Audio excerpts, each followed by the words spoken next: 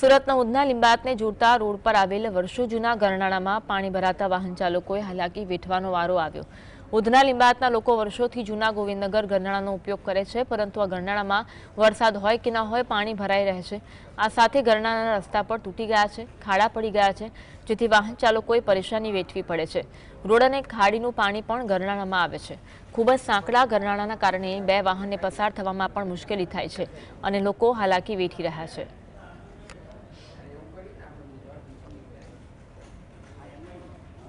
આ ગોવિંદનગરનું ગરનાળું છે, અહીંયા બહુ જ આવવા જવાની તકલીફ વધારે પડે છે, કારણ કે આ છે ને ખારાઓ પણ બહુ છે, અંદર મત્તીઓ પણ બહુ છે, એટલે અમારી ગાડી બધી સ્લીપ ખાય છે। સરકારને આટલી જ વાત કરવા માંગુ છું કે આ ફટાફટ બનાવો, આવવા જવાની તકલીફ વધારે થાય છે। સંજયનગર રેલવે ગરનાળામાં કાયમી પાણીનો ભરાવાની જે સમસ્યા છે, એના માટે વારંવાર લેખિત, મૌખિક, ઓનલાઈન અરજી કરવા છતાં આનો કાયમી ઉકેલ આવેલ નથી અને ગરનાળામાં મોટા ખાડાઓ પડી જવાથી આવતા જતા વાહનો પડી જાય છે। કેટલાક લોકોનું હાથ અને પગને ચોટ આવેલ